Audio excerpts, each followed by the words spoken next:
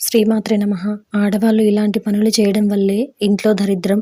మీకు తెలుసు కదా! ఆడవాళ్ళకి పీరియడ్స్ అనేది ఇలాంటి సమయంలో ఇంట్లో కొన్ని పనులు చేయకూడదని చెప్తారు. ఇలా చేస్తే ఇంటికి అరిష్టమని చెప్తూ ఉంటారు. అయితే ఇల్లాలు ఇంట్లో పాటించవలసిన విషయాలు చాలా ఉన్నాయి. అవి పాటిస్తే దరిద్రుడు కూడా ధనవంతుడవుతాడు. ఒకవేళ పాటించకపోతే ధనవంతుడు కూడా డబ్బు లేనివాడైపోతాడు. అయితే ఈరోజు మీకు అసలు మహిళలు ఇంట్లో ఏమేం చేయాలి? ఎలా ఉండాలి? ఏం నియమాలు పాటించాలి? అనే విషయాలను ఈరోజు ఈ వీడియోలో చూసి వివరంగా తెలుసుకుందాం.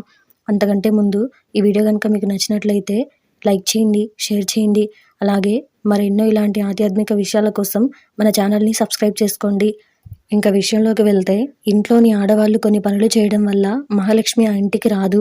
కాబట్టి స్త్రీలు చేయకూడని పనులు కొన్ని ఉన్నాయి. అవేంటో ఇప్పుడు చూద్దాం. అందులో మొదటిది, ఇంట్లోని స్త్రీలు ఆహారం తినేటప్పుడు వారి పాదాలను ఆడించకూడదు. అలా చేస్తే ఆ ఇల్లు ఎప్పుడైనా ధ్వంసం కావచ్చు. మహాలక్ష్మికి కోపమొస్తుంది. అలాగే చీపురులో లక్ష్మీదేవి ఉంటుందని నమ్ముతారు. కాబట్టి చీపురుతో దేనినైనా కొట్టడం లేదా చంపడం చేయకూడదు. పాదాలు కూడా తగలకూడదు.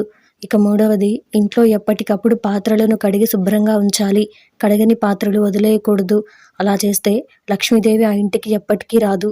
పేదరికం ఆవహిస్తుంది. అందుకే రాత్రి నిద్రపోయే ముందు అన్ని పాత్రలు శుభ్రంగా కడిగి వాటి ప్రదేశంలో పెట్టేయాలి. ఇకపోతే మహిళలు ఋతుస్రావం కారణంగా చాలా బాధలు ఎదుర్కోవాల్సి ఉంటుంది. ఇది ఎవరు ఊహించలేరు. అయితే మహిళలు ఎప్పుడైతే నొప్పి లేకుండా ఉంటారో ఆ సమయంలోనే ఆహారం సిద్ధం చేయాలి. నిజానికి వ్యాధిగ్రస్తులు లేదా ఏదైనా నొప్పితో బాధపడేవారు ఆహారం వండితే అది తిన్న వ్యక్తికి దోషం పడుతుంది అని పురాణాల్లో చెప్పారు. కాబట్టి బాగా ఇబ్బంది అనిపించే ఆ 3 రోజులు వంటగది జోలికి వెళ్లకుండా ఆ తర్వాత నుండి యథావిధిగా మీరు పని చేయొచ్చు.